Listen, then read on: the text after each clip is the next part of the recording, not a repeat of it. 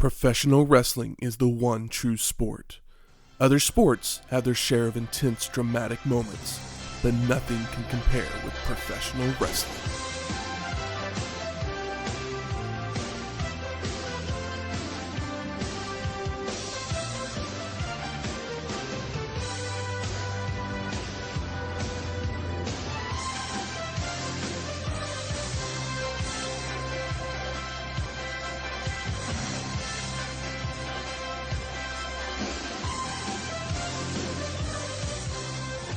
Welcome to Wrestling History X, where three friends come together to talk about the stories behind the matches. I'm Matt. I'm Mikey Kickfight. And I am the Big Giant Head. Welcome to episode 181, Wrestling World 1996. Here we are. Masters of the Universe. 96, baby. Yeah, we are. We're in 96. We're getting ever so close to watching way too many Raws. Yeah. First match was again Starcade 83. Mm-hmm. Yep. Okay. So yeah, almost 13 years along. Well, I guess it was at the end of 83. Yeah, it was like Thanksgiving. So 12 years. I mean, still. Yeah. We're covering mostly pay-per-views. Unfortunately, we weren't watching like Georgia Championship or anything, which I'm sure there's fun stuff on there. Let this be a lesson to all of you listening. Yeah. It takes 181 episodes to get through 12 years of wrestling. Yeah, we didn't watch. Oh well, there was. Now it's just. You could do it in a lot less. Yeah. Oh, there's there was some angle I'm trying to remember. I think it was like either Ted DiBiase pile driving somebody on the floor or vice versa. But that's pre-$1 Million Man. Yeah. In the 80s, I don't know. But we're in New Japan. We're in Japan, not strictly New Japan. Yes. Well, this is the first Wrestling World, and it was produced by New Japan Pro Wrestling and UWFI. The show would take place on January 4th, 1996, from the Tokyo Dome in Tokyo, Japan, with an attendance of 54,000 people. It was also mark the 5th annual January 4th Tokyo Dome show held by New Japan. And still today. What does UWFI stand for? Ultimate Wrestling Fighting Invitational. That's my guess. Okay. That's a guess. I have no idea. I did not look it up. I just guessed off the top of my head. And see, I only asked because I figured Matt already had the answer. I literally thought I had it written down, but maybe I... Like United Wrestling Federation Incorporated? I thought it was just UW. Oh, it's the I is international. Union of Professional Wrestling Force International, better known as UWF International or U-Inter or simply UWFI. But are they a Japan-based? Yes. Okay. Do they have any connection with Korea? I'm going to go with no. Okay. I don't know. They have a really good logo. Oh, hey. I kind of dig that. It's a solid logo. I hadn't seen their logo before. I've seen the UWF stuff on the guys' jackets and whatnot, but this is a different logo. It's very, very nice and purple, which just makes me think of my favorite logo, the JCP logo.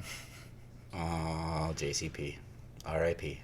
Hey, Flair, not Flair for the gold, of course, but Ric Flair's last match.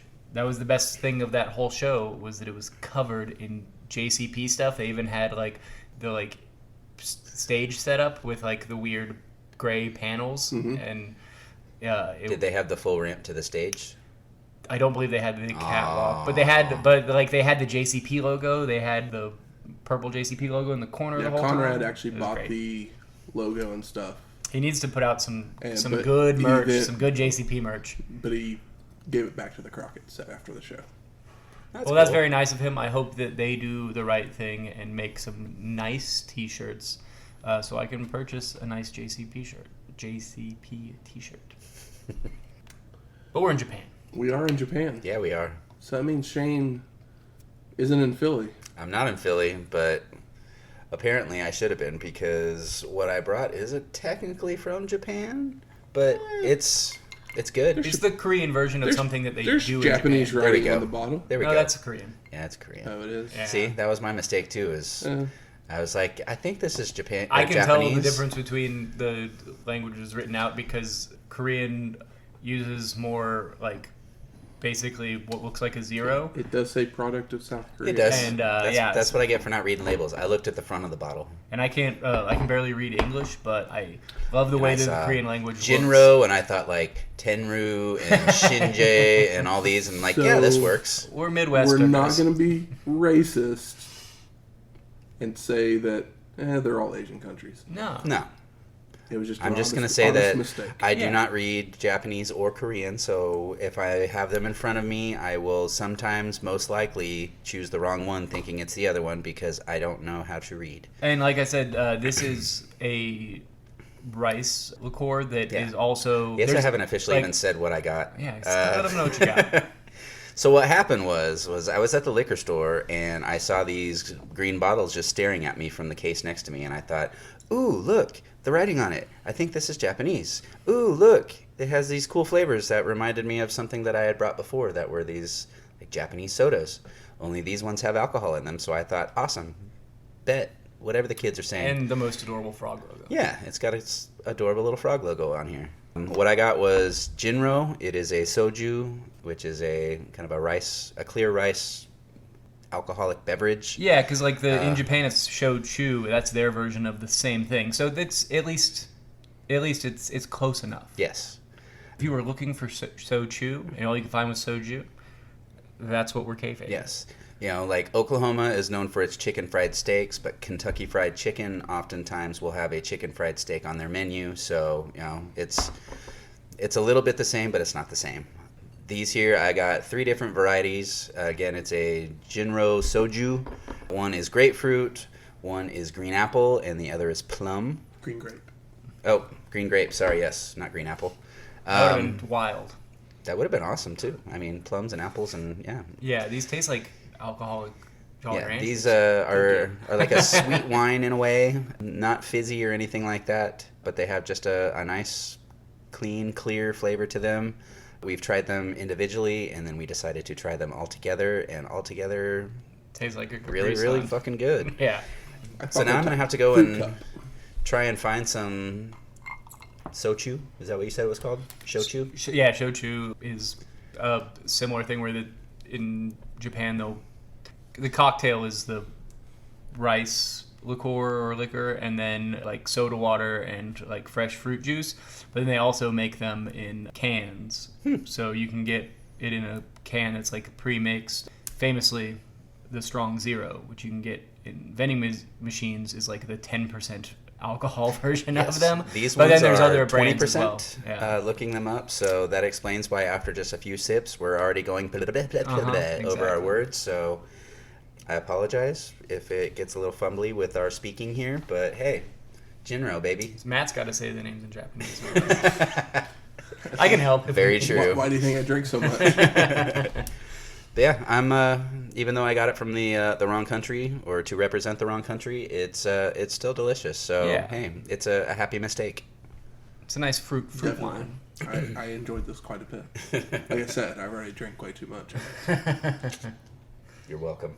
So what was happening around January 4th of 1996, Matthew? Well, the next week, Third Rock from the Sun would debut on NBC, and it would end up running for 6 seasons. Great show. Only Amazing 6 show. seasons? I guess, yeah. That's a pretty long run for a show. I mean, French Stewart, obviously the strongest career post Third Rock from the Sun. It's a joke, guys. Okay. It's a joke. I was like, maybe he's done stuff that I don't realize. I thought maybe he dipped over into the animated world. It would be the breakout JGL, and then of course our lead. I mean, you can't shoot down old Kristen Johnson as well. No, she was great. What else has she been in? Like, I literally can't tell you anything else she's been in. I'll be honest, I never watched this show. It's one of those shows that I just, like, completely missed. It's okay. Even though now I'm, like, a huge JGL fan. And she was kind of the it girl for just a short time, and then post Third Rock. Wasn't she in one of the Austin Powers movies? I think you're right. I think she's done a spot in there. She may have played a fembot or something. Yeah. I think she's jumped onto... I think that's what I think she might have played a lot... Did she play... No, she didn't play a lot of vagina. No, that was somebody else. Yeah.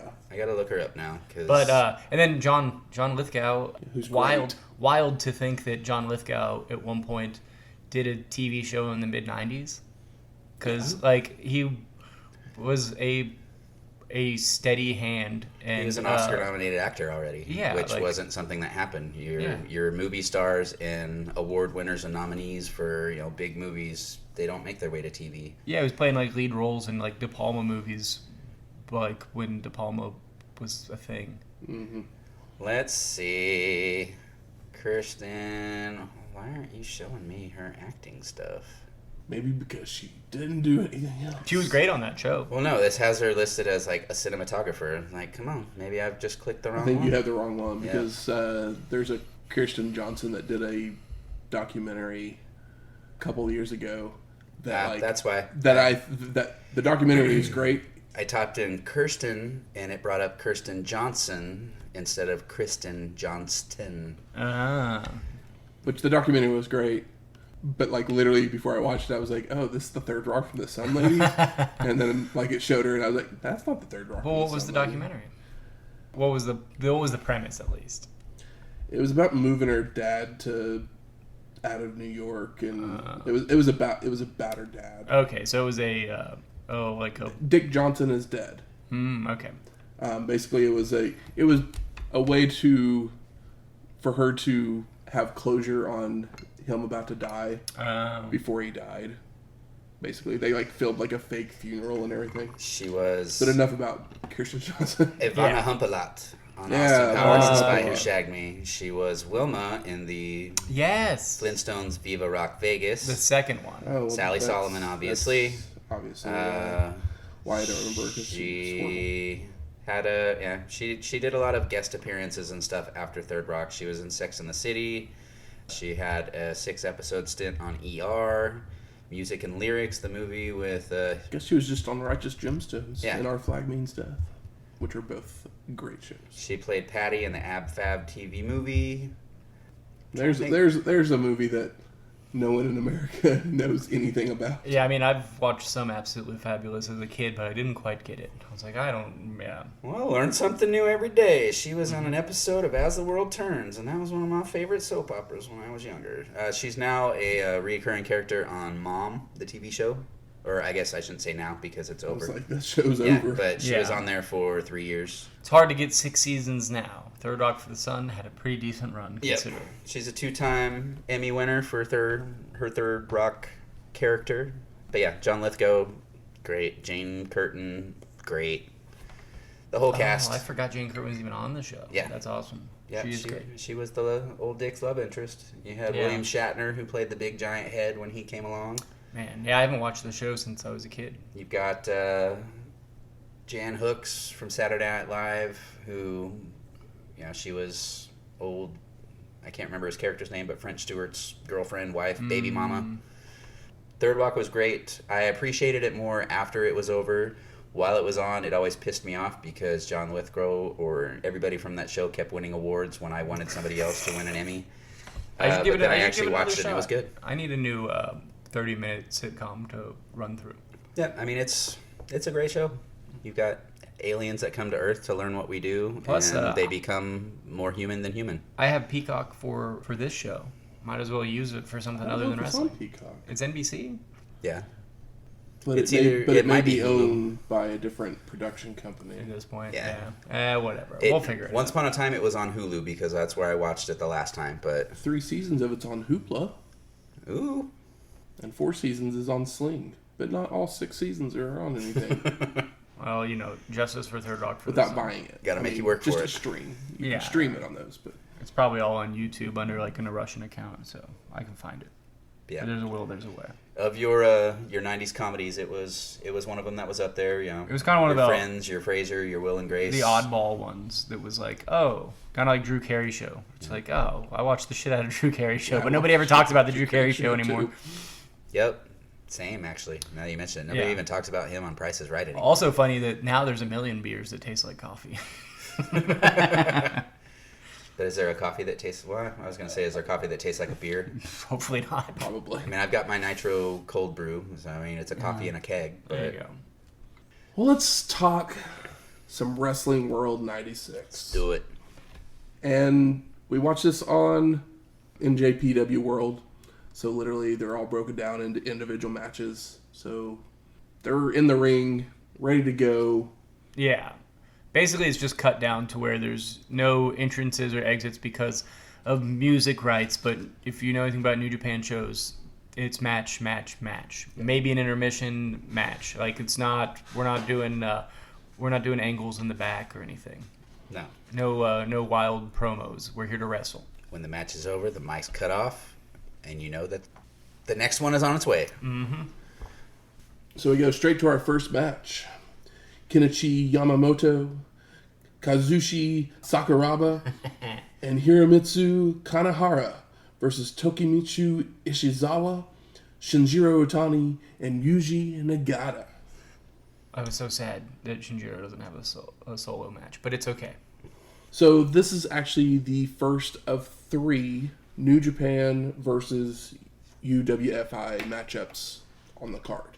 That was kind of like what was going on in this time. Basically, UWFI had invaded New Japan at the end of '95, that kind of thing, and this is the payoff. This is the payoff, basically. A handful of matches, guys versus guys. UWFI probably has a decent following if they're going to do this at the Tokyo Dome, because as you'll hear, New Japan guys get bigger cheers, but the UWF guys have a section of these 54,000 people that are also very audible. And also a little bit more information about UWFI before we move any further. Basically, their style was a shoot style. Yeah, which you will be able to tell very quickly. Almost UFC, precursor to UFC, that was predetermined finishes. Yeah, it's kind of the Inokiism thing. Like UWFI is doing it already. Yeah. Okay, is that why, I mean, not to give too much away, but is that why on so many matches, the person that was across the ring looked like they were like anticipating getting hit out of nowhere? Yeah, because those guys were kicking. Because I kept watching that through the show going, mostly real. Why is everybody acting like they're afraid to get hit? Because, but yeah, that makes more sense now. Yeah. Okay. I picked up on it in this first match, and then when I picked up on it, it made some of the later matches more exciting than they might be if you weren't aware. Yeah. So let's talk about Sakuraba. He's actually a UFC Hall of Famer. Oh, I'm familiar with the name, but I believe this is the first Sakuraba I've seen. He was the first Japanese champion in UFC history, as well as being a Wrestling Observer Newsletter Hall of Famer. The last time we saw Ishizawa and Nagata was at Collision in Korea, episode 161. Hey, see? I brought Korean beer for a reason. Or whatever this is, wine, something. So Nagata and Sakuraba would start with a battle for arm control, when they would just start slapping each other. Otani would come in to take Sakuraba down with kicks and stomps, which brings Yamamoto in to deliver some knees in a corner, which Otani fights his way free for more free swinging and a spinning heel kick. Ishizawa now comes in and gets ground control, but everyone just keeps tagging in and out with mat grappling, with the New Japan guys seeming to have the advantage. Kanehara gets held down in a corner, allowing Nagata and Otani to deliver some top rope stomps. Kanehara then delivers a stiff palm strike to knock Otani down, allowing Sakuraba to come in with kicks, which leads to the two fighting over an arm breaker that neither can quite get locked in. Nagata's then in with rapid fire strikes and a takedown, getting some ground and pound with lots of jawing as well.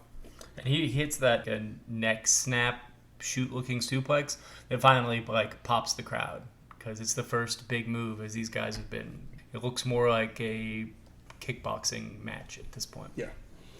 Ishizawa hits a back body drop on Sakuraba, works a headlock and a leg lock before bringing Nagata back in, which allows Sakuraba to head to his corner for a tag.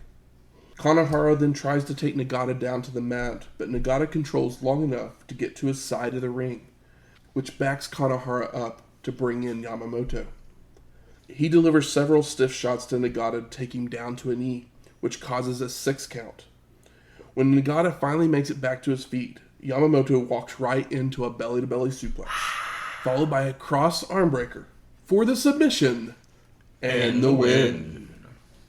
So yeah, this match kind of gives you an idea of what this show is gonna be. Gonna look like. Yeah, it's very shoot style in this match, and there's 3 wrestling moves, holds or tosses that happen in this match, and all 3 of them got large pops. There's belly to belly, there's the neck snap, and maybe another thing. But I counted them as 3 traditional wrestling moves. A leg lock. Yeah. Well, I meant tosses, but yeah. So we go to our second match. Hiroyoshi Tenzan versus Satoshi Kojima. I love on New Japan World how they'll give weird titles to matches. And this one was the Triumphal Homecoming Game. All right. I'm sure there's some translation stuff, because if you're on New Japan World, you just click English and then it turns things to English. Anytime Hiroshi Hase comes up, it always says Steven Hiroshi. And I'm like, who is Steve? And then I click the match and I'm like, oh yeah, it's Hase. We haven't seen Satoshi since Battlefield 94, episode 109. And a lot of that's because he's returning from excursion. And this is his first match back. Yep, they're talking shit to each other. Koji gets the bigger pop. But Tenzan's here to show what he's got. So Kojima attacks before the bell with Mongolian chops and a lariat that sends Hiroyoshi to the floor, where Satoshi follows out with a tope suicida. Back in the ring, the 2 trade shoulder blocks and lariats, with Tenzan getting staggered, allowing Kojima to hit a vertical suplex.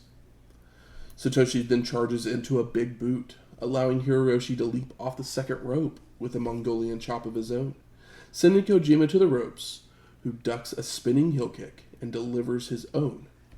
Satoshi then goes to a chin lock, which Tenzan escapes with a jawbreaker, which leads to strikes and chops exchanged by the 2.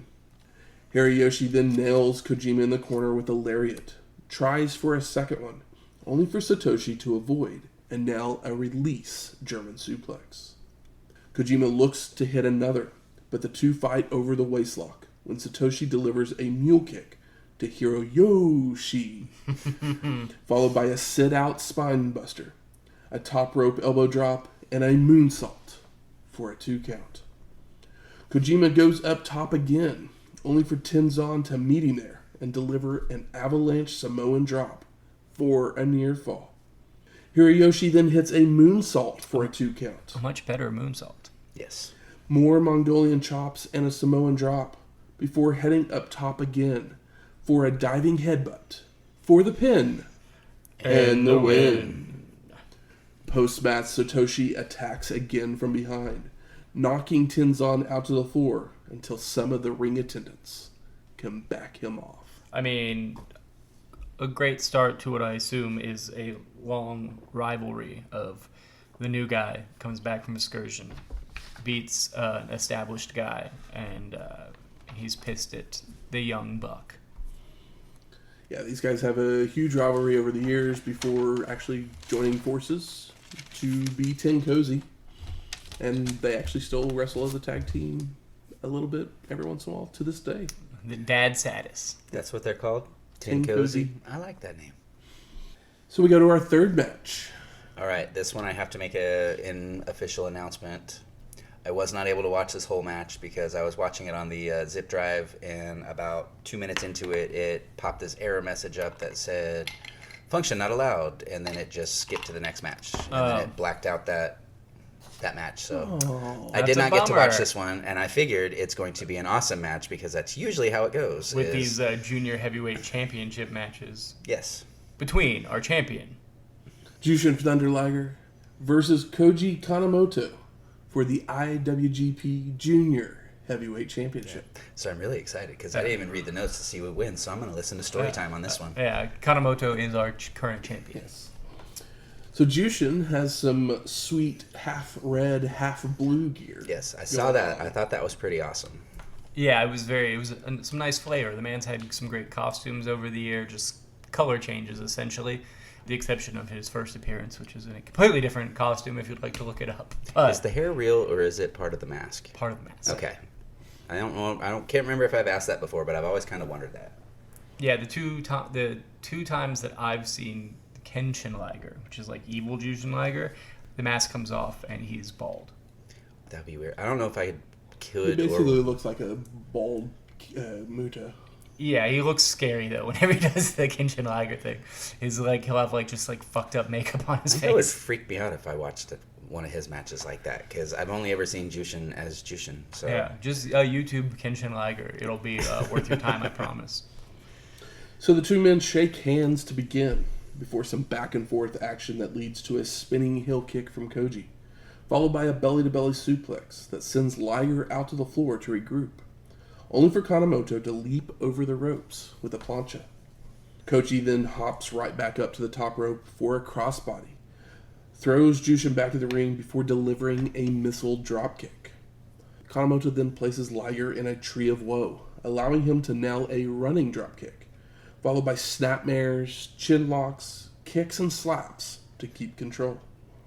Jushin fights back to land a drop kick to the knee, followed by a tilt-a-whirl backbreaker to slow the momentum. But a kick to the head keeps Koji on the attack, locking on a single leg crab. Liger would counter into a surfboard, and a Romero special, complete with a chin lock, to really wrench on the back. They make it back to their feet when Kanemoto immediately hits a spinning heel kick before working the legs, including a figure four, which causes Jushin to fight his way to the ropes to break the hold. Koji would keep up the attack with kicks and chops when Liger would return the favor, taking Kanemoto down to the mat, where they go back and forth with some mat wrestling. Jushin hits a pair of Kapu kicks in the corner before nailing a Frankensteiner for a 2 count. Liger then delivers not 1, not 2, not 3, but 4 Fisherman Busters. Damn. For the pin. And no! Koji kicks out. And the crowd goes wild. I mean, I went wild because it was like 1, 2, 3. It's like, oh, he's only going to do 3. And then it was like, scratch, scratch, scratch. No, 4 Fisherman Busters. Jushin continues with a brain buster for a near fall. A released German that ends up sending Kanemoto sliding all the way out to the floor, where a baseball slide sends Koji into a guardrail. I mean, he dropped him right on his head. Liger then flies off the top rope with a crossbody that sees Kanemoto not make it back into the ring until the count of 19. Jushin goes for another Frankensteiner, only for Koji to block, causing Liger to crash to the mat, followed by Kanemoto hitting a spinning kick, a body slam, and a second rope corkscrew senton. Koji heads up top for a moonsault, but Jushin dodges and nails a superplex for a 2 count, followed by a backbreaker and goes to the top rope himself, only for Kanemoto to meet him there to attempt a superplex of his own. But Liger blocks and knocks Koji down with a headbutt. Jushin then leaps off, only for Kanemoto to get his boot up, allowing Koji to deliver a Frankensteiner and a basement dropkick, making the cover with 1 foot. Kanemoto then hits a Liger bomb and a moonsault for the pin. And no! Jushin kicks out! Koji then hits a straight jacket release suplex and another moonsault for the pin. And no! Liger kicks out again! Damn. Kanemoto continues with a body slam and heads up top, this time for a corkscrew senton, but Jushin avoids and rolls up Koji with a La Magistrelle for a near fall. Koji with a vertical suplex and goes for a crossbody, but Liger sidesteps it, causing Kanemoto to faceplant himself. Jushin then hits a trio of Liger bombs for a 2 count, before going up top for a corkscrew moonsault for the pin and the win. And new! This is the shit that we love. I feel so bad for Shane right now. I know. I was like, this is the one? This is the one? That's how it always goes. If it's a kick-ass match, that's when my Usually it's my internet, but Yeah. I'm gonna have to pull up old This is New Japan on my phone and just watch this match like in my car or something. it's incredibly worthy of being a IWGP Junior Heavyweight title match. And it might even be The first, worthy, Just say it. yeah, the That's first how it always shortlist. works. Yep. short and list. Yeah. Yeah. Usually, if I'm not able to watch a show or a match, it's almost a guarantee that it's going to be on the list. It does feel that way. Yeah, the benefit of New Japan having January 4 shows has the drop on potential shortlist matches. But you know what was missing from last year's shortlist? A show from January 4th. That's true. Yeah, there were no shortlist matches on last year's. I can't even remember. I think it was just one of those that was like good but not great. Yeah, There was just way too many matches on Yeah. the previous year one. That we I believe it. That we all That's just right. went like, Sorry. We got what we asked for and then we regretted it. It's like, I want all these matches at That full is length. exactly And what it's like, happened. nope, give them back to me with 5 minutes shaved off because what the fuck? All right. Well, now we're back to matches that I've seen. So, woohoo! so we go to our fourth match. Shiro Koshinaka versus Masahiro Chono with Masa Saito. And the last time we saw Shiro was at Battle 7, episode 140. So it was that January 4th, 1995 episode that Yep. with too many matches on it. Yeah. So it gets going with Koshinaka hits a hip attack as the announcements are still being made. And this is, I guess, a hot feud because each guy is part of a different like heel gang in each promotion. The, like, They're both in New Japan. Oh, they're both. Oh, okay. They are both in New Japan. All right, but they're from different gangs. Factions. Yeah, because their factions are like we have Suzuki-gun. Like this is a Ishin-gun and like Okami-gun thing. So it's like I don't know exactly what those mean, but I know that they are probably like heel gangs. Yeah. That hip attack sends Masahiro out to the floor, but they get back in the ring and it's back and forth with arm and leg work by the two men when Chono rakes the eyes to escape. The two men then no-sell Yakuza kicks and hip attacks respectfully before Shiro grabs a waistlock, only for Masahiro to mule kick down low, followed by a Yakuza kick that works and a top rope shoulder block for a 2 count. Chono then applies a sleeper before turning it into an inverted DDT and the STF. Shiro slowly crawls his way to the ropes to break the hold. Masahiro then tosses Koshinaka out to the floor, where he pulls up the mat and sets up for a pile driver. But Shiro reverses with a back body drop and attempts a power bomb, only for Chono to rake the eyes in midair to counter. Masahiro rams Koshinaka into the ring post Posted. before rolling him back in, then proceeds to the top turnbuckle, where Shiro meets him to deliver a superplex. A corner hip attack, and Shiro goes for a dragon suplex, when Masa Saito would jump on the apron to distract the ref, allowing Chono to hit another low blow mule kick.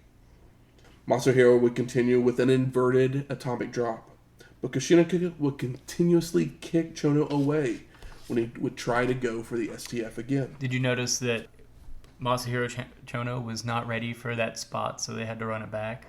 Yeah. I was like, oh man, like he like lost his place and then hit the ropes again, essentially to finish the A drop, and I was like, man, it was very surprising to see. But that blocking by Shiro allows him to return to his feet to nail a German suplex for a near fall. Shiro would continue with a top rope hip attack, and Saito would jump on the apron again, so he gets a hip attack as well. Koshinaka would then deliver a power bomb to Masahiro for a 2 count, And the crowd wakes up because they kind of died down a little bit. They were followed hot by stuff. a small package for the pin and the win. So I wasn't expecting Masa to lose the match. I agree with that Because, one. I mean, I don't know the other guy really, but I just figured this is Masa, my hero, Chono, and who the fuck is going to take him down? I guess, yeah. I guess Koshinaka. Koshinaka. It was weird because the crowd was really hot to start. They kind of died down, even though the match was good and heavy hitting, and then they popped for the power bomb right before the end, and I was like, were they down because it's a heel versus heel match? But like, they're both, I assume the leaders of their factions. I can't imagine Masahiro Chono not being the leader of his faction. He's definitely the leader Yeah. of his faction. So we go to our fifth match. Special game. Hiromichi Fuyuki with Gedo and Jado versus Yuji and Joe. And this was actually these two guys were actually from different promotions than either New Japan or UWFI. Fuyuki's, I assume, from War if he's with Jado and Gedo. And he's got one hell of a look. He was the beefy boy in yellow. Okay, yeah, that's what I was trying to picture. With the hair. He's got charisma and some weight behind him. Dr. Tom Pritchard, luscious locks. Uh-huh. And actually, I just checked my notes. Anjo was from UWFI. Okay. Yeah. All right. But it's not a New Japan UWFI match. It's War. Fuyuki is from War. So that's why it's a special game. But we have seen Hiromichi before at the G1 Climax 93, episode 97. In a little bit. He was in one of those edited matches that we... Okay, that makes sense. 3 seconds of. That makes sense why I don't remember him very well. But I remembered him I made note of him because I enjoyed him so much and his look. I like the beefy Japanese guys. So Fuyuki and his goons attack before the bell, hitting a triple team powerbomb. But it seems to have just pissed off Yuji. They roll to the floor where Anjo sprays Hiromichi in the face with some kind of aerosol spray before heading back into the ring. Fuyuki then offers a handshake from the apron, but Yuji just lays it in with a headbutt and a turnbuckle smashes, only for Hiromichi to return the favor. Anjo with several kicks, and then offers a handshake as well, in jest. Back. Before continuing the beatdown, knee drops and attempting a cross arm breaker. But Fuyuki fires up with Mongolian chops, headbutts, and kicks, only for Yuji to mule kick to change the momentum. Anjo would nail a roundhouse kick to the head, which brings Gedo and Jado to the apron to provide a distraction, allowing Hiromichi to nail a low blow of his own. They brawl out to the floor with the goons getting involved, wrapping duct tape around Joji's face. Back in the ring, Fuyuki with a lariat for a 2 count, tries for another, only for Anjo to counter into a Fujiwara armbar, which brings the goons into the ring to interfere and deliver another triple team powerbomb. Damn. All with the ref just looking on. Yeah, that confused the hell out of me because. Well, I mean, have you ever watched it? A no DQ match? What's going on here? They don't call for disqualifications in Japanese wrestling. Basically. Yeah, they don't. Yeah, that's where ECW and AEW really don't even need refs. I would prefer if they did, but Hiromichi would then hit a lariat for the pin and the win. So, after watching this match, I literally texted Michael, because he watches Japanese wrestling now, and I literally told him, I was like, this reminds me of a young gentleman named Toriyanu with the duct tape. Yeah. Okay. Because, he always Yanu is basically the comedy guy in New Japan now. And, literally every match there for a while, he used duct tape to, try and win matches. Basically, he would duct tape them to guardrails and then run back in. Yeah, he'd, hide roll. Win, he'd have, 5 rolls of duct tape hidden in his, on his person. But some of the other stuff that they did, I was just like, this is so House of Torture. Yeah. Gimmicks. And then I just went, oh, it's Gedo and Jado. I'm like, of course. It's not. They're basically in the booking committee for New Japan now. Okay. So it's 25 years before we're getting all this stuff. Yeah, so it's just we've seen these influences. They've had these ideas for the last 25 years. It's just more prevalent now. Yeah, and I'm sure they used him at times in between. Oh, definitely. But, as far as the stuff that we're more familiar with or seeing on a regular basis. But it's good, though, right? The stuff now? It depends on what you... I mean, there's always good stuff in New Japan, but there's things that you might get tired of seeing. Let's just say the House of Torture is the stuff that most people complain about. But Japan at this point. It is getting better, but it wore out its welcome real quick. Yeah. But it is getting more interesting. So we're headed to our 6th match. Kensuke Sasaki versus Hiroshi Hase. Let's go in a Northern Lights final match. Do you know why it was a Northern Lights final match? I do, because I looked in your notes. Oh, okay. But you should tell our listeners. I'll get there. So we haven't seen Hiroshi since Collision in Korea, episode 161. And this match was actually billed before the show actually happened as Hase's retirement match, as he had already won his first election to the House of Counselors, which is kind of like the U.S. Senate. Yeah, in Japan. He's one of a handful of Japanese wrestlers that have, lended their hand to the Japanese government. To this day, I believe he's a governor of one of the province. What's the word I'm looking for? Areas, territories. I know. I can't remember what the right word. It's not province. It Regions. is. I know what you mean. I should know this. I can't think of it. I apologize to all our Japanese listeners. But one of the he's the Jesse Ventura of Japan, or would that be Inoki? They can fight it out for who gets to be the Jesse Ventura. Ventura was a senator that became a governor, or was it vice versa? Hase is probably the Ventura, which, except for more likable. I like Jesse Ventura. I mean, not all of his ideas, but I like him more than Glenn Jacobs at this point. He's just a mayor. Yeah. So the match gets going as both men are back and forth. Prefecture. I didn't even look it up. It came to me. Prefecture. Thank you. So the two men are back and forth to start when they go into a test of strength. Woo! Only for Hiroshi to bridge out and deliver a hook kick. Kensuke fires up with shoulder blocks. Hase counters with chops until Sasaki takes Hiroshi down for some ground and pound. Hase finally escapes and transitions into an Indian deathlock, only for Kensuke to grab a hammerlock, causing both men to reach for the ropes to break the holds. The two men would then trade strikes when Hiroshi is floored with the ref checking to make sure he was conscious. And Sasaki starts to work the arm when Hase blocks a whip to deliver a Russian leg sweep, a Uranagi, a missile dropkick, and a kip up. Damn. Didn't mean nothing to him. Just like, another day. Just clocked in. Just clocked in. What is it, Tuesday? Hiroshi goes for the swing, doing 16 rotations by my count. I was thinking, is Hase do the airplane spin regularly? Yes. I feel like there's been plenty of matches where I haven't seen it, but I was like, I don't know. Seemed like maybe it'd been a while. He then goes for another Uranagi, but Kensuke counters with a judo toss.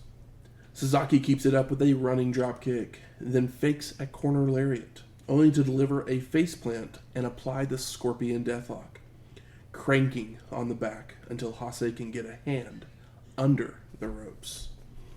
Kensuke goes back to the legs before trying for a powerbomb, only to fall down with Hiroshi on top for a 2 count. Hase then follows up with a bridging German for a near fall, and a Northern Lights for a 2 count. Hiroshi then tries for a dragon suplex, but Sasaki fights his way free and nails a Uranagi of his own for a near fall. Kensuke then goes for the stranglehold Gamma, only for Hase to counter into an inverse STF. Stranglehold Gamma, is that like a... It's one of his finisher holds. But it's like a sleeper It's like type it looks like a butterfly sleeper hold type thing. Okay, alright. Hiroshi then works the leg with stomps before attempting a figure 4, only for Sasaki to kick him away. But Hase comes right back with an elbow drop, but runs into a power slam, followed by multiple Kanzuki lariats. Sasaki then hits a Northern Lights brainbuster for the pin and the win. So post-match, Kanzuki is visibly emotional as Hase, I believe, trained him. Yeah, it's one of those things like, oh, he put me over on his way out. He's been a staple. And Hase doesn't feel like he's that old either. That's what I was going to say. He doesn't look much older, but like, maybe he's one of those, like, early day prodigies or something where he started wrestling at 8 years old and started training at 13. But yeah, because as we'll see later, like Riki Choshu keeps looking older and older, and even I think it was Koshinaka and Chono. I feel like in my notes I was like, oh, Koshinaka looks like he's aged more or like quickly, but Hase still, looks like he's got years left in him. He would have been 35 at this point. Yeah. Or 30, maybe even 34. Yeah. Now that's when guys actually fucking get a push. There's also a ceremony where Hiroshi is presented a robe, and then Hase and Sasaki both address the crowd before the two men hug each other. So, like I said, was billed as a retirement match. But, as most wrestlers, they can't quite always kick the bug.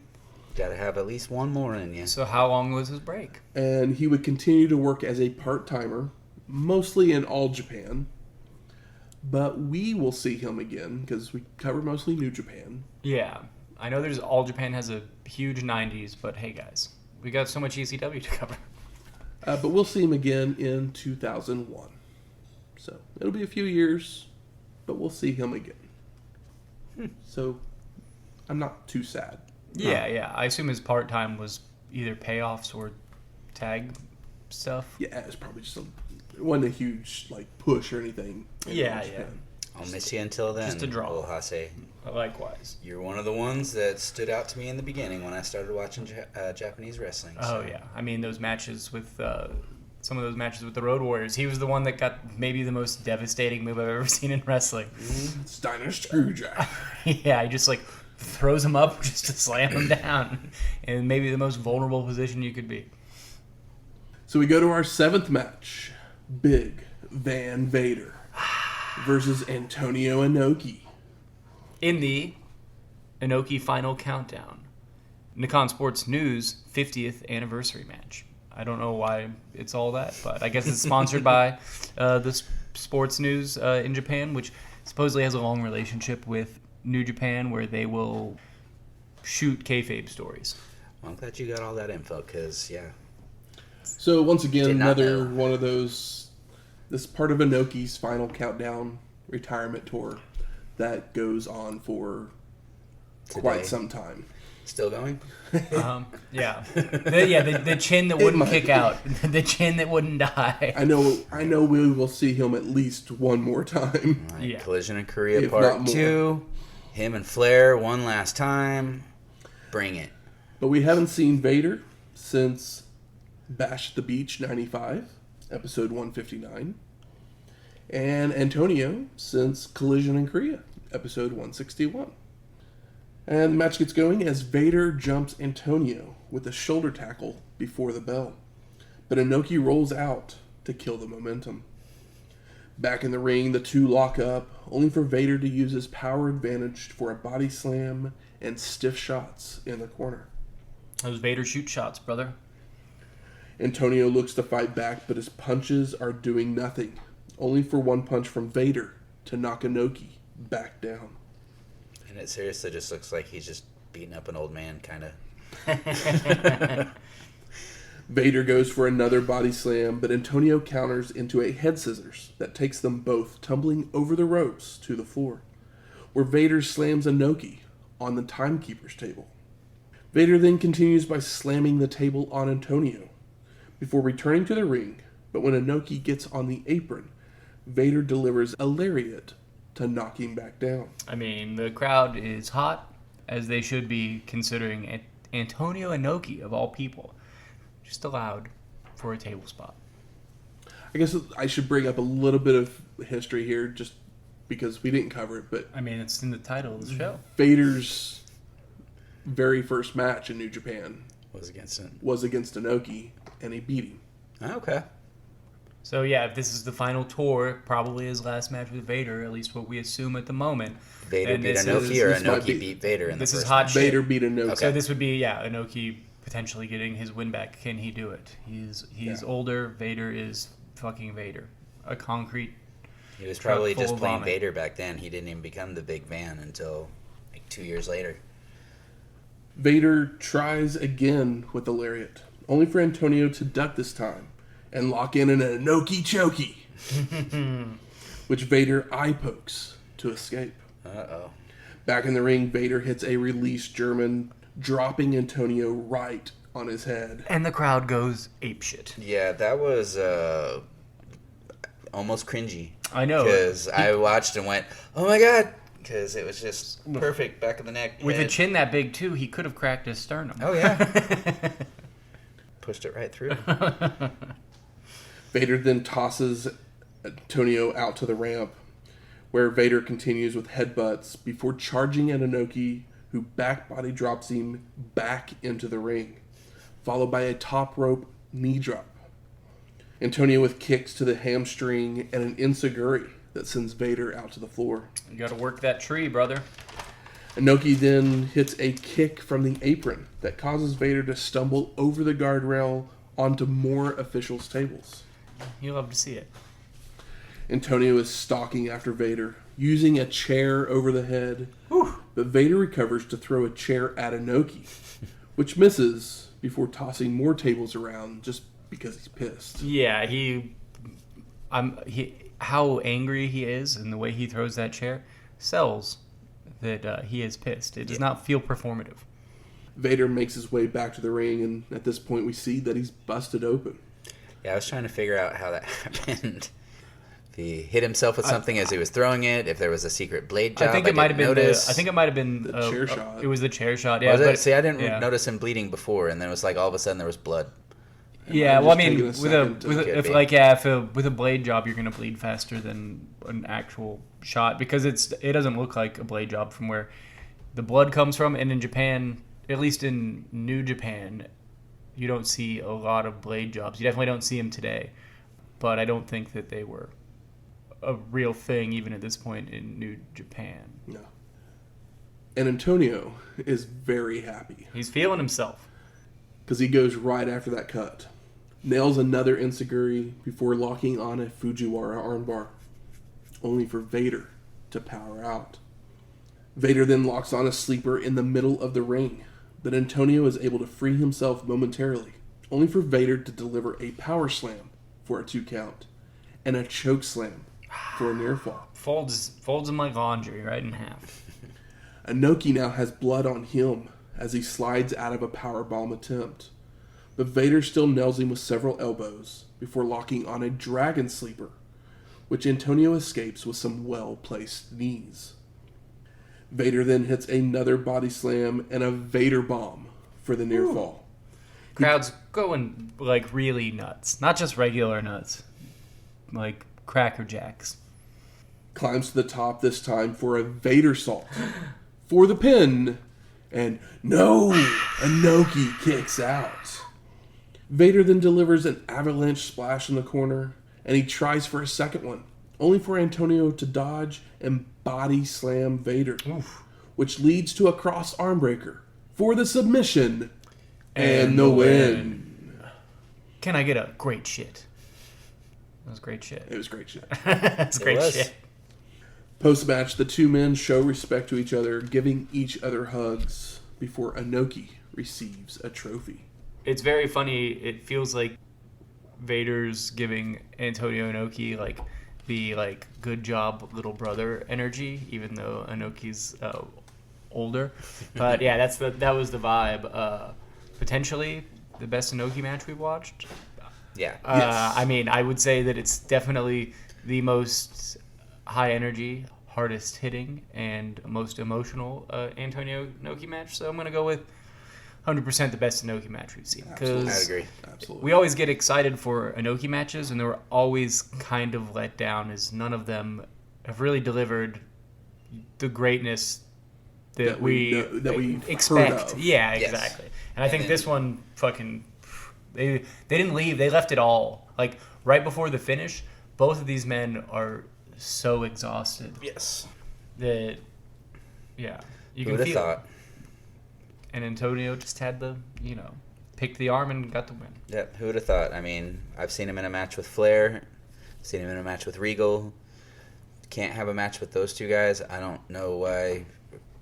Well, I mean, even continue to try, but who knew that it would take Vader to bring out the full fire inside of Inoki? But I guess it's because they had history and Vader's more start to finish. Yeah, Vader's had more experience working in Japan than I think. Yeah. Flair and Regal. He can work the stiffer style. Yeah, and Inoki, you can talk to him in Japanese while he's doing stuff in between too, because I heard him saying stuff. I don't know that no. Well, I swear it sounded like he was saying a few things to him in the ring there, and it didn't sound. I mean, it didn't sound like English, but it could have just been Leon. Yeah, his Japanese was probably like my kitchen Spanish.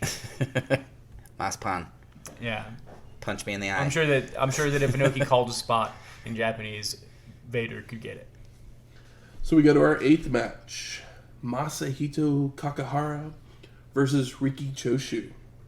And this is another one of our New Japan versus UWFI matchups. It says it's from an intercontinental tournament, so I assume this is the final for that, but I don't have much information.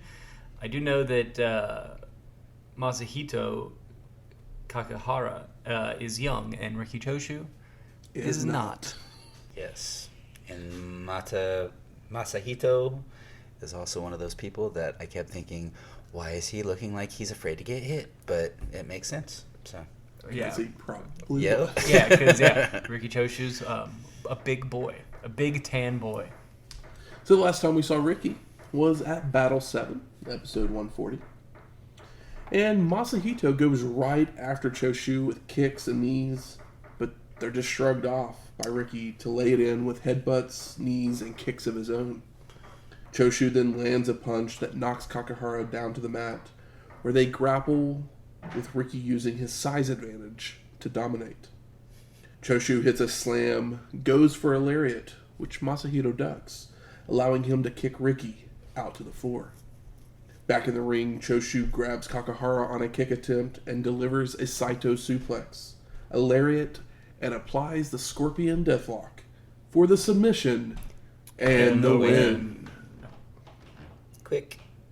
I love that there's like a bit more of a story here, that like Masahiro is very tough, but he's a one-trick pony with kicks. Yes. And Masahiro is a seasoned wrestler that is going to wait it out and pick his spots and is able to pretty quickly. But that's kind of what I got out of it. It is a better match than it sounds, but it is quick. Yeah. One of the things that I kept thinking as I was watching this was, what the fuck is with the kicks? Like, do something different. But, yeah. That's all he's got. Like, he really had nothing. He's like this more shoot guy, and he's like, well, I'll just try to kick this old man down. But that old man has been around the block enough times to see the weaknesses and take advantage of them. So, like I said earlier, there's 3 of these New Japan versus UWFI matchups. New Japan's won the first 2, so they're technically the winner of this feud. Yeah. But we'll see what happens in that 3rd match, which is coming up soon. But first, we go to our 9th match. Ultra Kick. So, I'm excited. Ultra Kick. That's what it said. They have these weird not subtitles, but like names for the matches on New Japan World. This one was Ultra Kick, and I got excited because, well, if Shinya Hashimoto is involved, then the other, and it's called Ultra Kick, that other man must be pretty good at kicking as well. And that man is Kazuya Yamazaki, and he's facing Shinya Hashimoto. Now, Kazuya is actually, at this point in 2022, is an instructor in the New Japan Pro Wrestling Dojo. Oh, okay. And he occasionally does some color commentary for the Japanese broadcast. Oh, that's really cool. He looks like a barroom brawler, but so does Shinya Hashimoto. Although Shinya Hashimoto has that cherub face. A cherub with sideburns. So the two both deliver some kicks as a feeling out process, with Shinya's doing a little more damage, but Yamazaki nails one to the head to knock Hashimoto down. I got excited. I was like, is this an all-kick match? Kazooie begins to work the arm when Shinya dumps Yamazaki down to the mat to escape and roll out to the floor to regroup. Back in the ring, Kazooie goes right back to the arm when Hashimoto delivers several throat thrusts to stop the momentum. Shinya delivers an elbow drop and starts working Yamazaki's arm until they have another kick exchange, which leads to an arm wrench exchange, ending in a Hashimoto arm slam. Shinya then goes for a suplex, only for Kazooie to slip out and hook on a sleeper, causing Hashimoto to crawl his way to the ropes. Yamazaki puts it back on before transitioning to an arm breaker, so Shinya rolls over and deadlifts Kazooie up and dropping him hard on the mat to escape. Yamazaki goes back to the kicks, which just seems to fire up Hashimoto. He's had enough. Who delivers a huge open hand slap and kicks of his own before nailing a brainbuster for the pin and the win. The boys are hitting hard this January 4th. Yes. Like that disgusting brainbuster. I'm definitely liking this show more than the 95 January 4th show. This is probably my favorite January 4th show we watched. But, you know, and I love that he tried to get the brainbuster earlier, and, you know, it's when he locked that sleeper back on. He fucking nails it, and I love kick fights. So we go to our 10th match. Nobuhiko Takada versus Keiji Muta for the IWGP Heavyweight Championship. And this is the third of our interpromotional matchups. It is. Keiji gets the bigger pop, but both get a good one, as UWFI fans are definitely here. Well, Takada used to work in New Japan, but he broke off, and he had become the big guy, the big star of UWFI, as he is a Wrestling Observer Newsletter Hall of Famer. And also, a little backstory here, these two had actually matched up a few months earlier, with Keiji winning in front of the largest crowd in Japanese history at the time, with 67,000 people at the Tokyo Dome. Oh, wow. And that was a UWFI show, or? Yes. Wow. That's crazy. Big ass crowd. Yeah, that's 10,000 more. 1996. This is 54, and you said it was 66? 67,000. 67. Jesus. Yeah. Damn.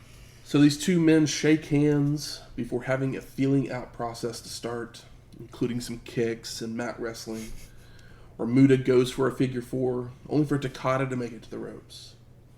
They're back on the feet and to probe with kicks once more, before going back to the mat where Nobuhiko tries for a Kimura, only for Keiji to fight it off. Muta then nails several headbutts to make it back to his feet, hits a flash elbow drop, a knee lift, and multiple kicks. Saito suplex and a moonsault by Keiji, but instead of a cover, he goes for an arm breaker, but Takada makes the ropes. A strike exchange with Nobuhiko getting the advantage with a Saito suplex of his own, locking in a knee bar that causes Muta to make his way to the ropes to break the hold. There's a shot of Inoki in the crowd with his eye bandaged up. And Yeah, he's on commentary for this yeah, match. and the crowd goes nuts just because they Yep. they put it on the screen or whatever, but they're just like, you know, Vader poked his eye out. poked his damn eye out. Not his damn eye. Takada continues with more kicks until Keiji catches one to deliver a dragon screw and applies the figure four, with Nobuhiko being forced to make the ropes. Muta with another dragon screw and goes for the figure four again, but Takada blocks it from being fully applied and transitions it into a knee bar, again with them both rolling to the ropes. Nobuhiko takes down Keiji with knees and a judo toss, locking in an arm breaker, only for Muta to roll to the ropes once more. Keiji is floored with a kick and another arm breaker by Takada, in the middle of the ring for the submission and the win. And new. Pretty crazy. But no, I'm just the crowd is just like eating this up and waiting for every time he tries to pick Muta's arm, the crowd goes bananas because they know it's over if he locks it on. Yeah. So like it's teased correctly throughout the whole match, and it's the perfect ending and a surprising one for me personally. Yeah, this I don't know. This match just had a different vibe to it from the very start, because I'd never heard of Nobuhiko Takada before, but he had just the look of a champion. Like, there was something that stood out about him. At one point, I couldn't tell if he was the same age as Muta or younger, but it was like I was looking at two different versions of the same person standing across from each other. Yeah. And it has what they call the big match feel. It's Yeah. like, I don't even know who this guy is. I'm not familiar with him. But this feels... I knew who he was. Just, I'd heard of Takada before. Yeah. But never having seen any of his work before. But literally, they start going, and I'm just like, okay. Like, yeah. This is the kind of match where this is the kind of match that I'm going to like. There was something different about Muto in this one as well, just because, I don't know, his whole mannerisms that he had throughout the match. He was another one who I was looking at as this match was going on, and he had that hesitation of, he looked like he was worried about getting hit in the face. Yeah. And I just kept watching. I was focused on him for the majority of it, just watching his movements, because I couldn't tell if I was seeing things or thinking I was seeing things, which was making me see what wasn't actually happening. And yeah, it was just a trip. There was just something different. It's like when I watch a Charlotte Flair match now, and I know when she's going to lose the match because of a certain face that she makes where she gets this like teary-eyed look.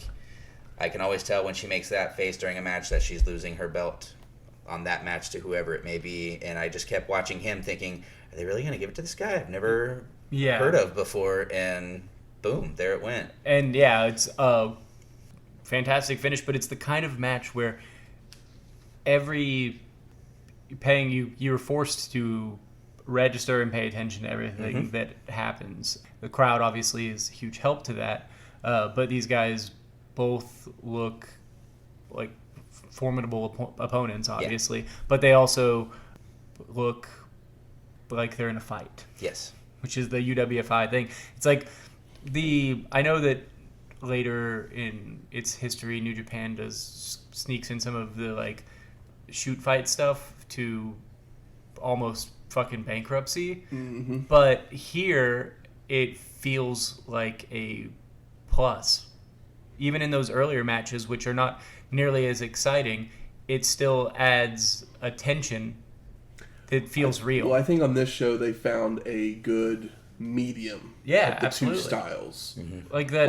Like in most of those matchups, there was those moments when it was that shoot style, and it was kind of like, okay, but it would kick into gear, and you would get the wrestling that we know and love, the strong style. Yeah.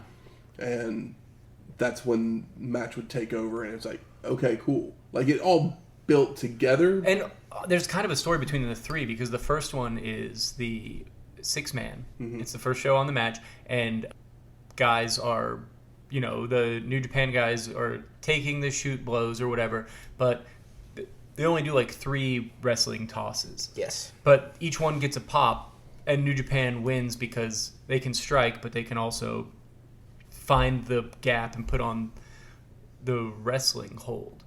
And then in the second one, Choshu wins for the same reason, as he's the veteran that can take a kick, and this guy might be a better striker, but he finds the hole and gets the win. And then in this last one, this guy's started as a wrestler and is doing more shoot stuff now, and he is more well-rounded and gets the best of Muta. So it's doled out nicely. And then on top of that, you get Inoki and Vader really beating the shit out of each other. So I think the shoot aspect on this show is kind of incredible that they've found the right percentage.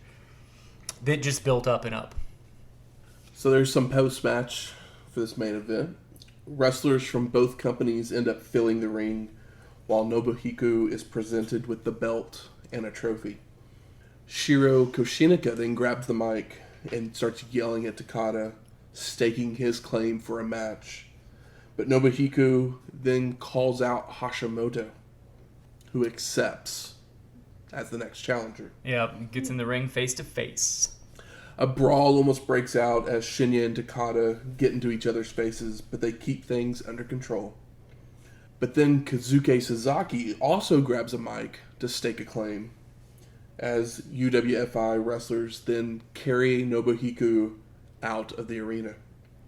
But before he leaves, Inoki enters, calling him back to shake his hand and congratulate him on his victory before we fade to black.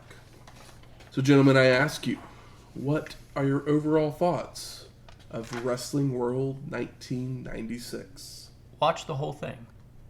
This is a great series of 10 matches that there's not even one I would cut, because it just, the flow of show and match to match, like, it was not bored, and it builds to what I think might be the best Tokyo Dome main event we've watched. The show just builds so well and really pulled the rug out from under me at the end. Yep. In a good way. We love to be surprised. I was like, it's New Japan. They're bigger than UWFI. Like, of course, Kenichi going to win.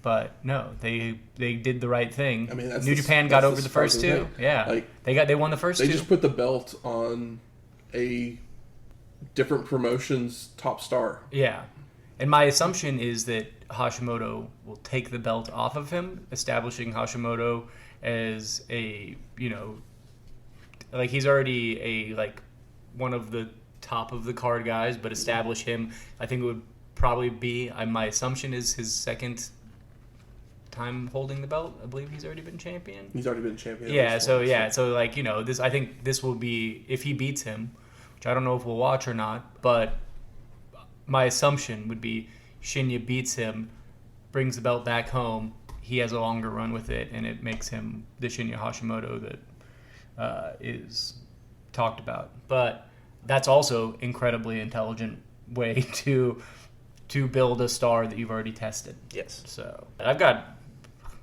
nothing bad to say about this. Yeah, this show, I mean, I didn't know what to expect going into it. I very rarely do with the New Japan shows, but this one was an easy watch. Even though I didn't know a lot of the people that were in there, it still kept my attention.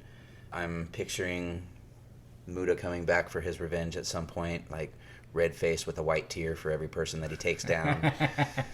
But yeah, I mean, overall, I'm happy with this show. Easy watch. It had some twists in there. The only thing was I kept finding myself distracted, not realizing it was just those 3 matches. Seeing that, stuff, I could tell that the New Japan guys were just a little hesitant to take those first hits because it was like they didn't know what they were getting into. And how hard is this guy going to come in? It still made it good, because it made it seem that much more real. To answer your question about, because we won't see the match between Shinya and Takada, Shinya does win. Okay. And he actually holds the belt for the longest reign until the Okada reign. Ooh. I nailed it. That's awesome. Late 2000s. All right. Well, I will be watching that match. I will be searching it out because it sounds important. And obviously it's important, but it's definitely going to look different than a Muda Takada match, because Shinya Hashimoto is, if you duct taped 2 Mudas together, he's a big boy. Well, I hope Takada and that little jawline dimple of his were proud of that title for the length of time that they had it. They fucking earned it. My thoughts on the show, we get the beginning of the shoot style here in New Japan, and as you mentioned, that's where New Japan starts going more towards, and it starts this early. It's kind of the dark times of New Japan a little bit until about 2001-ish. Okay, I didn't think that the shoot stuff that really was bad was until like the 2000s. Like, I mean, maybe it's not quite that yet. Yeah, but I know it starts creeping in. The precursor. Creeping in, yeah. There is definitely more good than bad on this show. I think we have 3 matches that are top quality. If we were to give ratings, they're 4.5s at least. Yeah, you're talking Inoki, Vader, Muda, and I mean, Takada. at least in my opinion. I mean, And Jushin. And then, of course, the Liger match. Those are the absolutely. three. But I don't think any of these matches were not worthy of the 54,000 person crowd. No, definitely. So nothing was nothing was a stinker. I don't personally think. I mean, I'm gonna say that like a few of the first couple matches, it was kind of like it was not quite knowing what I was getting with UWF. Yeah. It was a little offsetting to get into. Yeah. But once I figured out, like, oh yeah, that's right, they're this shoot style type. Yeah.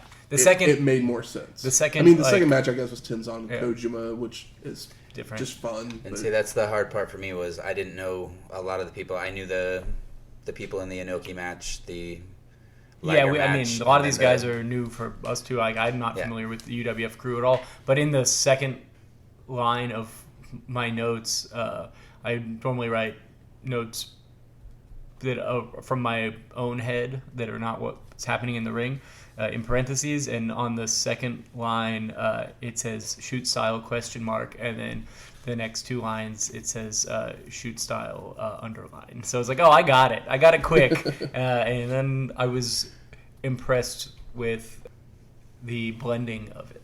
And then the way that each one of those shoot matches built to one that was, more of a 50-50 than the other ones, where it's like, oh, shoot a wrestling move. Yeah. And then Masahiro gets over more wrestling, and then the other one feels more 50-50 but hard-hitting.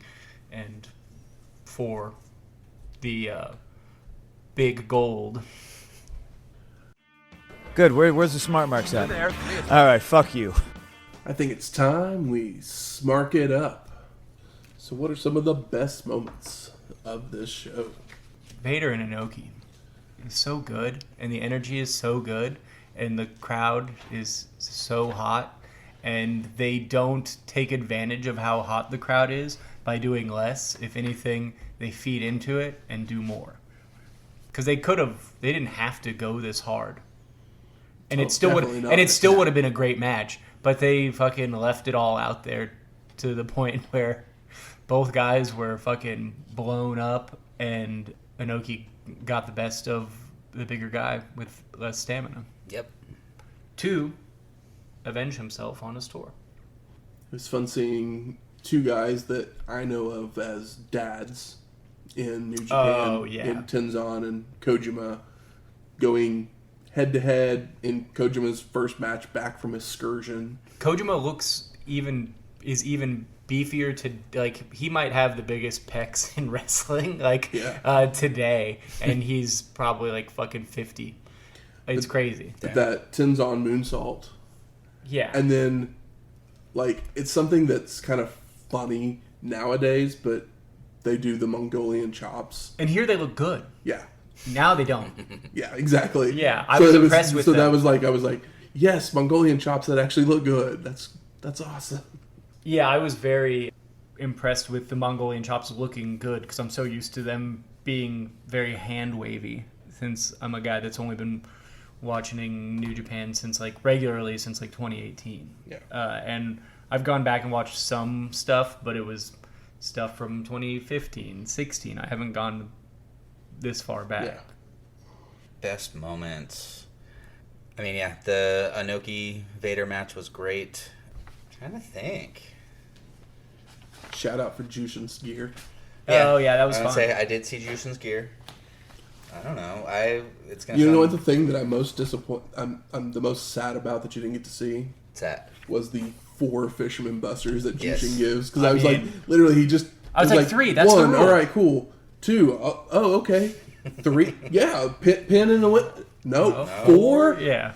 One to grow And the on. kick out. I was like, because as like fans of wrestling, you train yourself when you see certain things to be like, oh well, the third one, or it's like, oh, that's the third one, or this, like, it's a callback spot, so the guy is going to move out of the way or counter, and it's nice when they subvert it with the fourth thing. It's kind of like, it's like, oh, in comedy, if you have a joke, then you do like 3 tags, like throughout the joke, and then and then the kicker. And here it was funny because it's like, oh, anytime they do something, it's 4, and it's like the odd even number.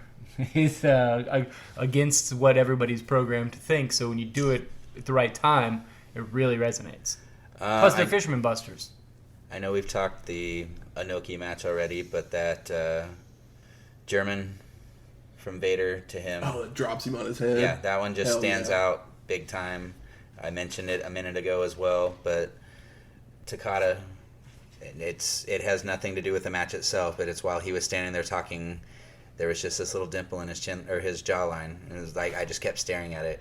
I don't know why, but it was one of my favorite moments. Shane has a crush. I mean, Hey, he was a handsome man. He was. yeah. But yeah, I mean, Muta won't stop going to the leg, and it's his downfall. Yeah. Like, the stories that are told in ring in all of these matches don't need a Piper's Pit. It almost felt to like get over. Muta's downfall was that he tried to play Takada's game in going for a submission, which is not KG's thing. He should have it's- made him play his game. Exactly, because that's how the other 2 New Japan guys won, was by playing their game. Masahiro Chono waited for his spots and landed wrestling holds. Oh, sorry. Riki Choshu. Sorry. He waited for his spots and did wrestling moves to win. Same with the 6-man tag. And I'd like to think that was the psychology for this setup, but it could have very well been an accident. It's like when people read too far into a movie and the director's like, I don't know. It's whatever you want it to be, I guess. But like, I wasn't thinking about that at the time. But when wrestling is good, you can read into it as deeply as a fucking poem from the fucking 17th century if you want Absolutely. How about most disappointing? Not getting to see the Liger, to. Yeah, for you. the full match. That is definitely sad Yeah. for you. Well, you can get it. You've got the login for New Japan World. Yep, I just got pulled up on my phone. It's worth it. Definitely. So much of the I'm afraid to get hit flinches, at least for me, they stood out to me each time. So had there not been that, I think the matches would have been a whole lot. Not that the matches were bad at all, but it was just slightly distracting because I found myself then watching the next match going, all right, who's going to flinch in this one? Oh, yeah. gonna flinch in this Who's from one? UWF? Who's not from Yeah. UWF? Yeah, I feel like I had a good idea who was UWF and who wasn't. So That was the thing, is I didn't even know what UWF was about. So it's Yeah. just, why are they doing this? Yeah. Why is he looking like he's afraid to get Yeah. hit? Stop it. yeah, I kind of had, I guess, a little bit more of an idea, and I recognized it early. So those just added like more tension and had me watching more closely. I don't know if I have really any things that. Really, the only thing I have that like no net my positive, only net negatives. issue, really, with the entire show is it was obvious that Choshu was like, I want to be on the show. And so they were like, which UWF guy do we just want to throw to him just to get him on the show? Oh, Because yeah. that dude should not be in the ring with Riki Choshu. No. Yeah, that makes sense. I didn't really think about it. I just assumed he was somebody. But I think he was like one of their young lions. oh, okay.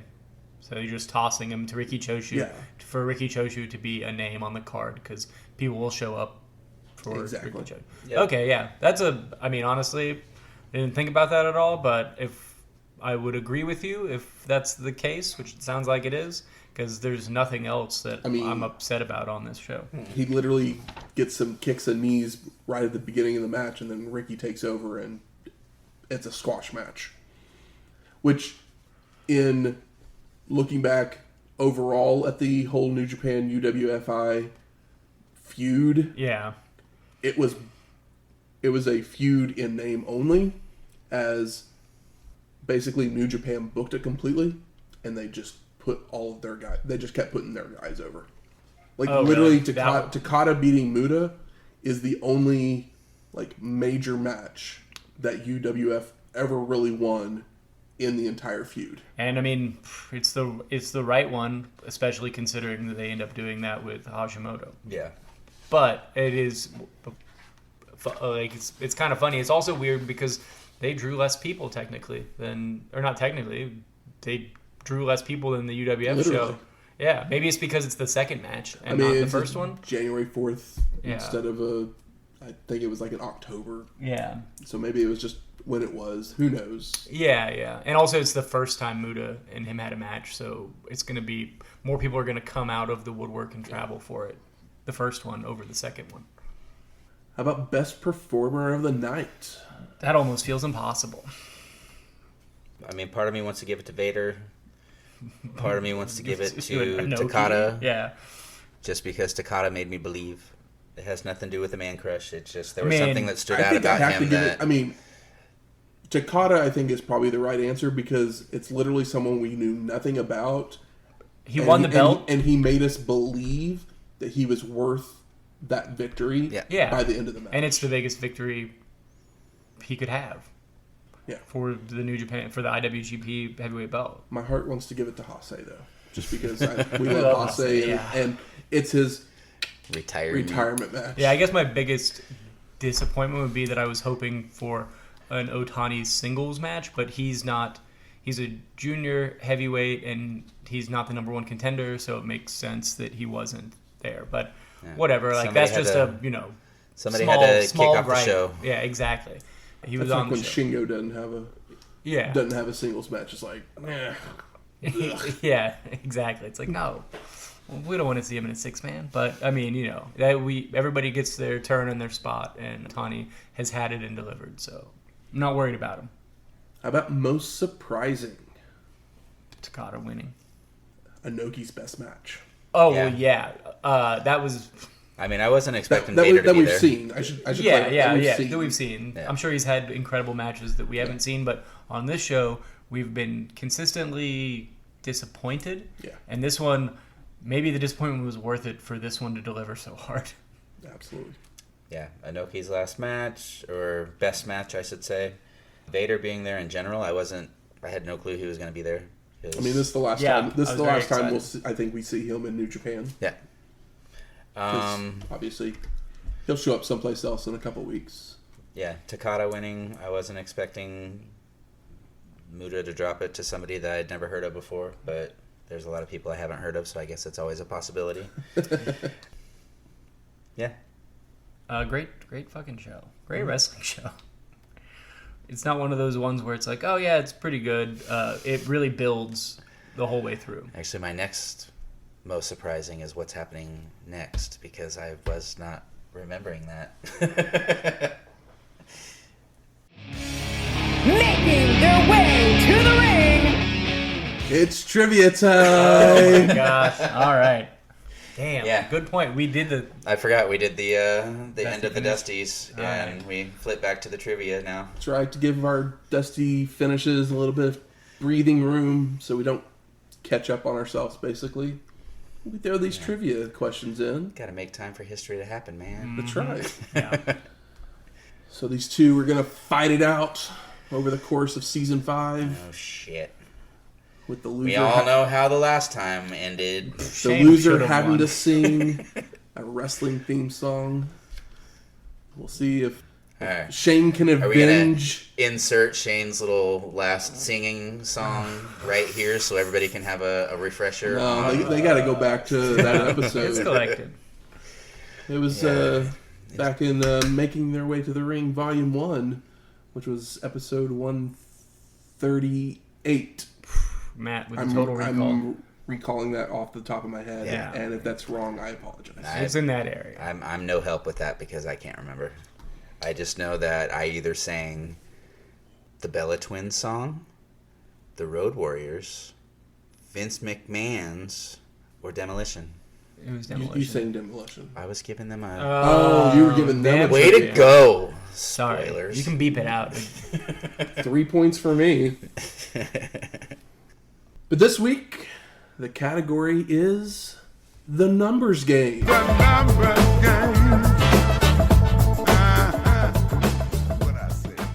right. Shit. The numbers game. I can hear the song now. So 5 points for the closest without going over. Price is Right rules. Okay. I should mention that every question that we're covering this season is from 1993 to 1994. Okay. I wasn't for sure if we were going to be doing like all the way back from the beginning I'm until... not going to including Okay, well, this But could we're be... going to 94 and not 95? just 93 and 94. Okay. All right. This could be a benefit. Yeah, we space these out so you're not remembering answers from stuff we just covered. Yeah. Because I had one of those questions before, I think. You gotta. So how many wrestlers did we cover in 1993 to 1994? If a wrestler had multiple gimmicks, they just count as one person. Okay. 1993 to 1994. And I'm going to mention that you guys gave ridiculously low numbers. Yeah, that was the on beginning. This one last time. Okay. Just saying. Yeah, I want to say mine was like 27 or 54 or something like that. And you went like 80. Yeah. And I was like, guys, there's like 170. 30 people in a Royal Rumble. Yeah. That's a hint. That's the only one you get. I'm going to throw out a number right now. 148.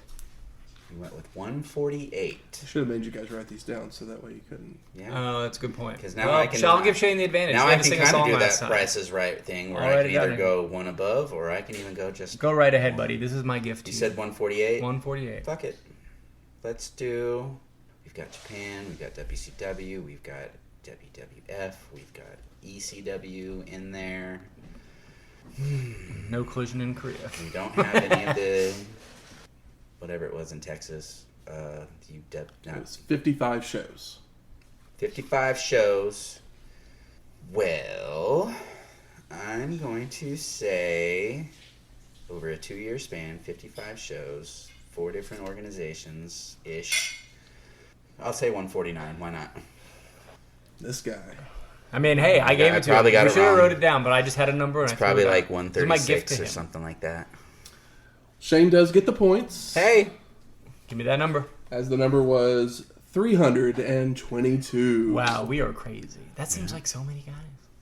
It's I mean, it was multiple organizations over yeah. 700 It was, and something 6 days. different organizations. Yeah. 55 episodes. JT Smith got counted twice. I mean, just, 30 people showing up in at least one. Just think of this show alone. yeah. There's a bunch of guys that this probably the only time we ever see them. Good point. Good point. I know. I tried to bump the number up quite a bit. Not enough though. Next week, House Party 1996. You can call me kid. I'll be play. Why not? Play me. But yeah. Back to Philly. Definitely in House Philly. party, not in your house. Although a house party could be in your house. Could be. Hopefully you have friends that'll help you clean It's up. more fun when your house party's outside of your house, though, because then somebody else gets to clean. Absolutely. So the music from this episode is The Score by Emerson, Lake and Powell. And Takata won our main event, so we play his theme music, Training Montage. Fuck yeah, we by got new Vince music. DiCola. We got new music. I'm excited to hear whatever that song sounds like. It's the Rocky song. Oh, it's just the Rocky song? It's called Training Montage? Bum, bum, bum, bum, bum, The bum, training bum, bum. montage. That one? Yeah, I wasn't sure. That was what came in my head, but I was like, well, maybe it's just called Training Montage. That's what it's called. Oh, wait. That's what he used. Is it like the intro to Gonna Fly Now, or is it... It's from when he's doing the training thing. Okay. Yeah. I know it's It's played from, in Rocky 4. Oh, yeah. If you like this episode or any of our other ones, please go out there, rate and review us on iTunes, Stitcher, Google Play, or wherever you find your podcasts at. If you have any questions, comments, concerns, Recipes, drink ideas, food ideas, something from Philly, because here we go. It's 96, and we're already getting Philly on ECW second is not show. slowing down. Nope. definitely not. So yeah, slide into them DMs, shoot us an email, something. Let me know. Do you know what Taz's favorite sandwich is? Do you know I was trying to look that up earlier today? Actually, That's very funny. If you have any of those answers or recipes or any of that other stuff, you can email us at wrestlinghistoryx@gmail.com or find us on Twitter at WrestlingHistoX. That's Wrestling HISTOX. We'll talk to you next week. Laters.